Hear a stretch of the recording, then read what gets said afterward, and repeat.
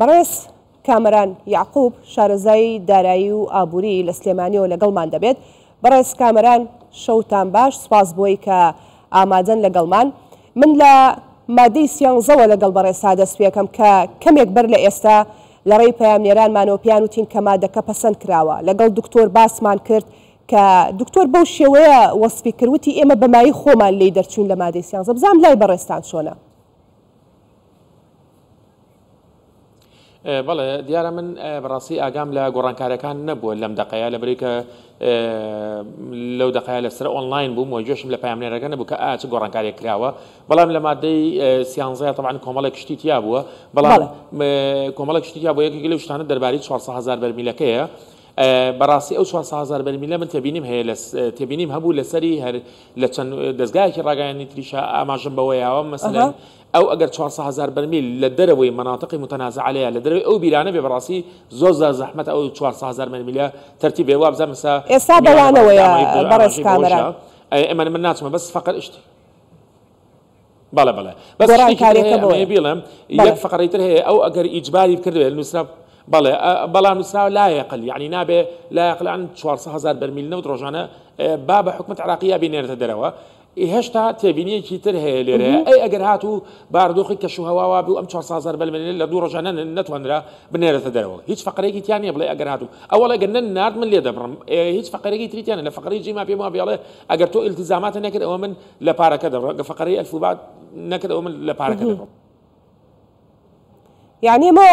وردەکاری زۆرە کا کامەران بە کوردەواری خۆمانم هەویرە ئاو زۆرە شێوە نییە جەنابی دکتۆر؟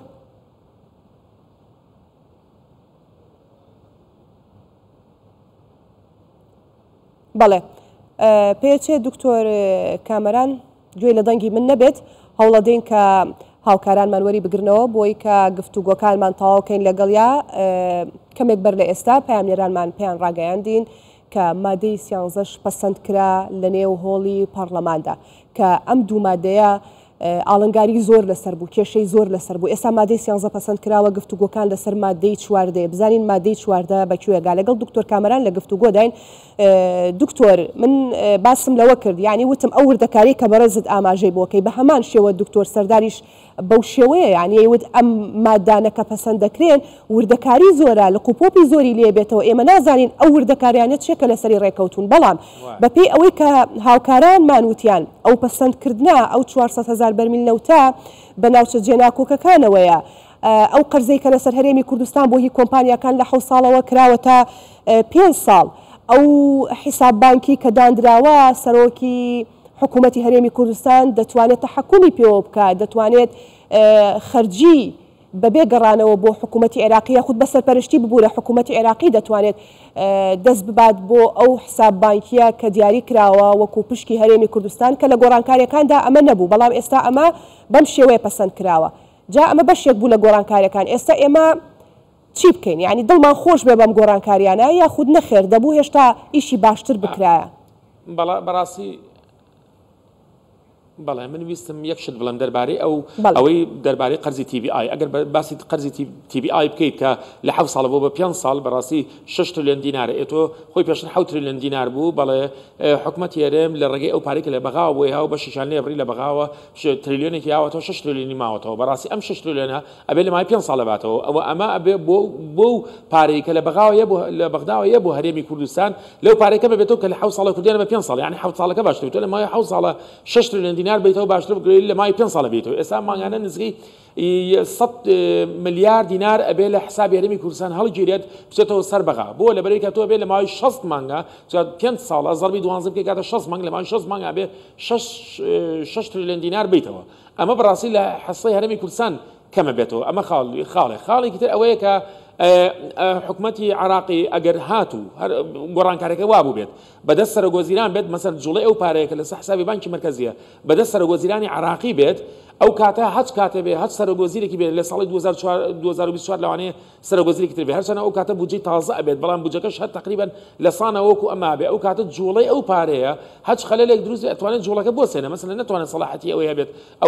ئەو پارەیە بجوڵێنی مەسەلا ئەو پارەیە تحویلی هەرێمی کوردستان بێت خەلەلێکی سیاسی دروست بێت وەک فشارە لەوانەیە لەوانەیە بەکاری بێن بەڵام ئەوەی کە زۆر گرنگە کە باسی کەم ئەوەیە ئەو مەسلەی نەوتەیە ئەو مەسلەی نەوتە بەڕاستی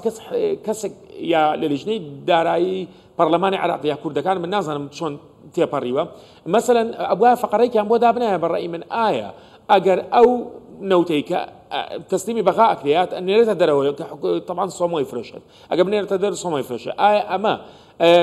ئەگەر لە ڕۆژان وەستا هەر لەسەر کوردستان ماڵە و ئەگەر هاتو دە ڕۆژ لەسەرێک وەستا ئایا لە کوردستان ماڵە ئەگەر لەسەر کوردستان ماڵ بێت یا لەسەر ئەم پارەی حەسەی هەرێمی کوردستان ماڵ بێت ئەو کاتە چیە بێ پارەکە کەمە بێتەوە لە کەرە بەغاوێت بەڕاستی ئەو ڕوون نەکراوەتەوە ئەتوان وەک وەرەقەی بەکاری بێن یا ئەتوانرێ بەکاربێنێت لە داهاتووە بۆی کە ئەو پارەی کە لە بەغاوەیە بۆ هەرێمی کوردستان پارەکە کەم کرێتەوە ئەوە بەڕاستی تبینیکی زۆر گرنگە پێویستە پێداگیری لەسەر بکرێت بەڵێ باشە دکتۆر ئەو لە سەدا 12.67 کەوەکو پشکی هەرێمی کوردستان پەسەند کراوە ئەمە بەشی تەواوی خەرجەکانی حکوومەتی هەرێمی کوردستان دەکات موچەی فەرمانبەرانە ئەو قەرزێکە ئێسا بەڕێزت باست کردی بیئایەکەیە هی کۆمپانیاکان پرۆژەکانە خۆ تەنها موچە نییە تەنها قەرزەکان نییە کۆمەڵێک پرۆژەت هەیە تۆ لە هەرێمی کوردستان ئایا ئەو پشکەی ئێمە کە دیاری کراوە بەشی هەموو ئەمانەکات ینی کێشەی داراییمان بۆ دروست نابێ بەڵێ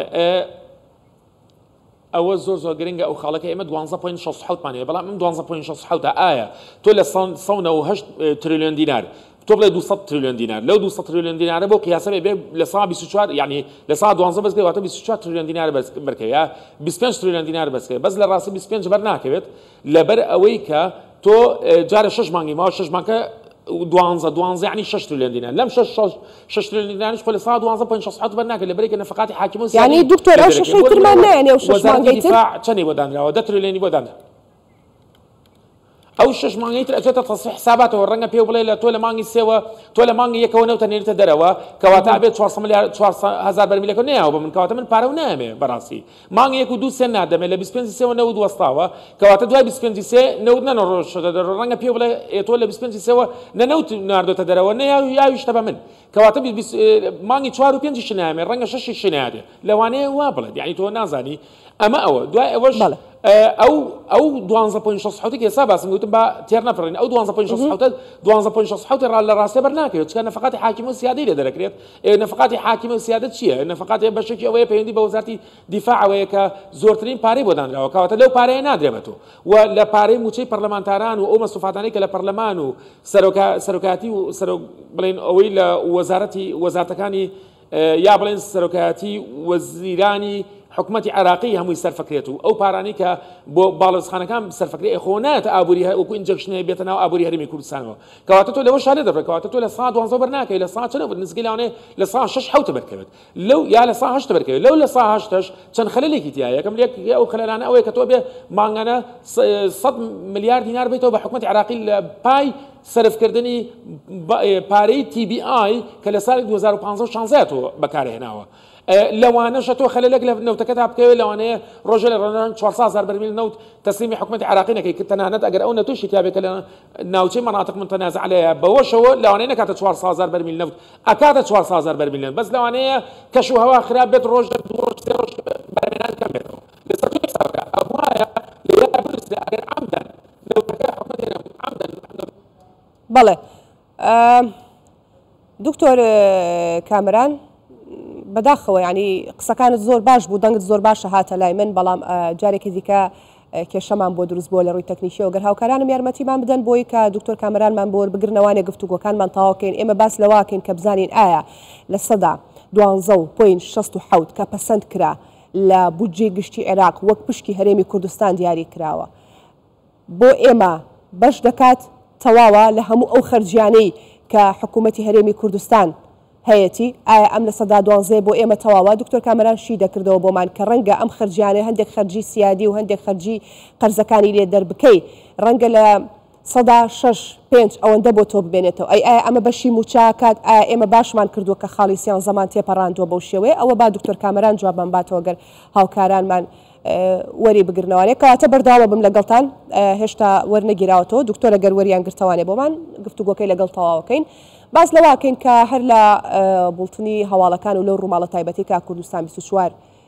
کردوێتی بەڕێز کەمال کەرکووکی ئەندامی مەکتەبی سیاسی پارتی دیموکراتی کوردستان لە لێدوانێکیدا کە بۆ کوردستان 24 قسەی کرد باسی لەوە کرد کە هەرێمی کوردستان قوارەیەکی دەستوریە و ئەوەی بەغدادێکە دەزوەردانە لە کاروباری نێوخۆی هەرێم و هەوڵێکیشە بۆ بچووکردنەوەی قوارەی هەرێم و هەنگاوێکی مەترسیدارە و بە هیچ شێوەیەک ئەمە قبول ناکرێت.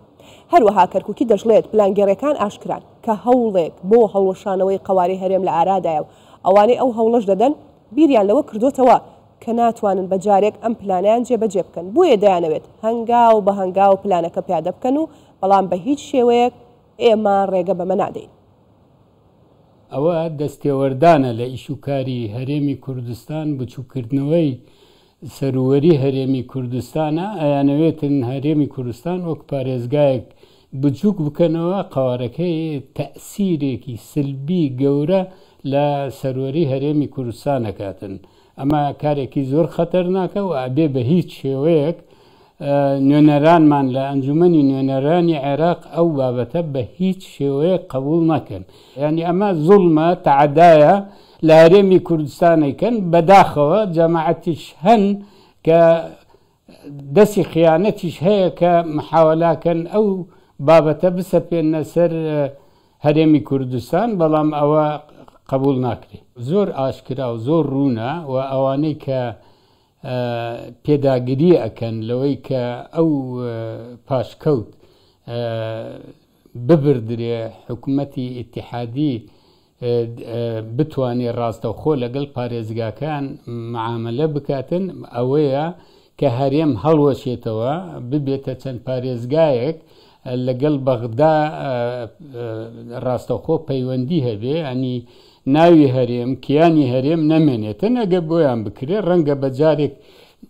بیریان کردوێتەوە بەجارێ پێیان ناکرێتن بەڵام محاولە بکەن هێواش هێواش ئەوەی ئەوانە بکاتن ئەگەر لایەنێکی کورد بێ لە خیانەت 16 ئۆکتۆبر کەمتر نییە ئەگە زیاتر نەبێتن.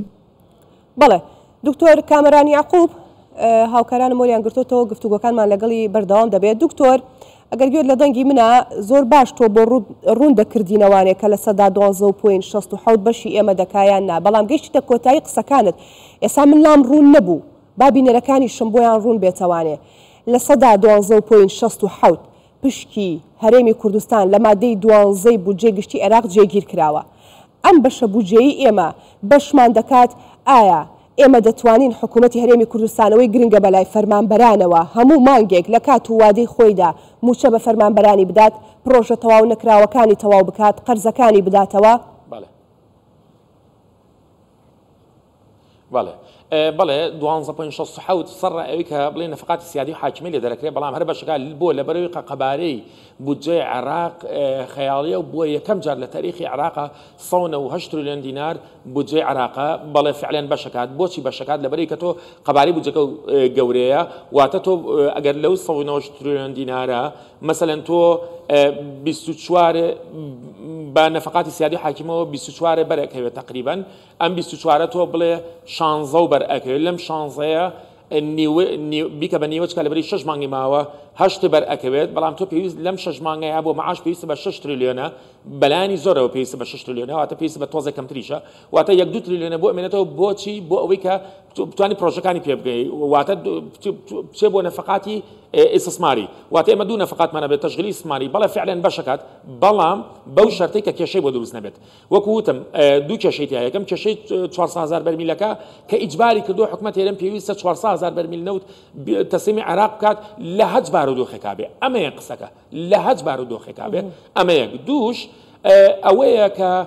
حکومەتی هەرێمی کوردستان ئیجبار ئەکات کە پێویستە لەسەری ئەو قەرزەکانی TBI بێتەوە بە 5 ساڵ بەڕاستی 5 ساڵ زۆر کەمە ئەبوایە بە 10 ساڵ بدرێتەوە بۆی تۆ ماگانە 50 تریلیۆن دینارە 50 میلیارد دینارە بایەوە بلێ 100 میلیارد دینار واتە تۆ پێشەوەی معاشەکە دابەشی خەڵک کەیت هەر لە ڕێوە 100 میلیارد دیناری لێ ئەبڕێ ماگانە بۆ ماوەی 5 ساڵ واتە بۆ ماوەی 60 مانگ بەڵام من زۆر لەو فقرەیە ئەتەسم لە فقرەی 400,000 بەرمیلەکە ئەتەسم چەند ئێستا خەڵک زۆر باسی ناکە بەڕاستی خەڵک باسی کێشەی ترە ئەکات من یا با بڵێن حیزبەکانی خۆم باسی کێشەی ترەکەم بەڵام من پێداگیری چ مەترسێکی ترە بینی دکتۆر کامەران لەسەر ئەو هەناردەکردنە 400,000 بەرمیل نەوت ئەو هەناردەکردنی کێشەی ئەوە نییە کە هەنار دەرکردن بێ کێشەی بەرهەمێنانە نەک هەناردەکردن هەناردەکردن تازە حکوومەت هێرم ناتوانێت نەوت هەناردەکە بێتە سیمی بەغای بکە بەڵام بەغا داوای 400 بەغدا داوای 400,000 بەرمیل نەوتی کردووە لە هەج باردۆخێکا بێت نەیوت ئەگەر هات و کێشەیەکی تەکنیکی دروست بێت شتێکی زۆر گرنگە کە زۆر مهمە من نازانم ئەو فەقەرەیان گۆڕییاننا ئایا نەفقاتی بەرهەمێنانی ئەو خەرجیانەی کە بۆ بەرهەمێنانی نەوت لە هەرێمی کوردستان هەیە ئایا چیە بەغا یا هەرێم ئایا بەغا بە قیاسی نەوتی بەسڕە یاد یان بە قیاسی نەوتی هەرێمی کوردستان هەیە ئەم فەقرەیە ئەگەر ئەمانە هەرێم بیدا دکتۆر کامەران ئایا زۆر ئەکەوێ لەسەری بەڵێ ئەمە ئەبێ حکوومەتی عراقی مادام حکوومەتی عراقی مافی بەرهەمێنان و دەرهێنان و هەناردەکردنی نەوتی هەیە ئەبێت بە هەمان شێوە نەفقاتی کۆمپانیەکان بە بەڵام کێشەیەک لێرە هەیە نەفقاتی ئەو کۆمپانیانەی کە هەرێم ئیشەکەن جیاوازە لەو خەرجیانی کە لە بەسڕە ئیشەکەن بەڕاستی ئەوانەی هەرێم نەفقاتێکی زۆری ئەوێ وە کۆنتراکتەکان وادانراون پێڵێن پرۆدەکشن شێرینگ کۆنتراکت باشە بۆچی دکتۆرە وەڵا ئەومان بۆ شیکەیتەوە ئەرێ بەرهەمێنان یەک بەرمیل بۆچی ئەوە بەشێک ئەمڕۆ هەر زۆر جۆم لەو قسەی بەڕێزت بوو بۆچی لە هەرێمی کوردستان دەبێت کۆمپانیا نەوتیەکان خەرجێکی زیاتریان بوێت بە جیاواز لە هەر پارێزگایەکی دیکەی عێراق بەڵێ طبعا ئەمە گەڕێتەوە بۆ کاتی خۆی بۆ ساڵی 2014 و 2013 کاتێکە کۆمپانیایکی نەوی دێت ڕیسک مانجمنت هەیە لە ئابووریا ڕیسک مانجمنت هەیە مەسەلەن پارەیەکی خۆی ئەهێنێت 10 ملیار دلار ئەهێنێت بۆ من ئێکسۆرمۆبیل 10 ملیار دلار ئەهێنێت ئەی استثماراتەوە لە منطقەیەکی خەتەر لە ڕووی ئەمنیەوە نا لە ڕووی قانونیەوە مەسەلەن کە بێت تۆ بۆی کە بتوانی ئەتراکتیڤیکەی بۆی بتوانی ئەو کۆمپانیا ئەجنەبیانە ڕاکێشی ئەبێ پارەیەکی زۆرتری بێتێ قازانجێکی زۆرتری بێتێ بۆی تەماعی بخەیتە بەر بێ استثمارات بکات چونکە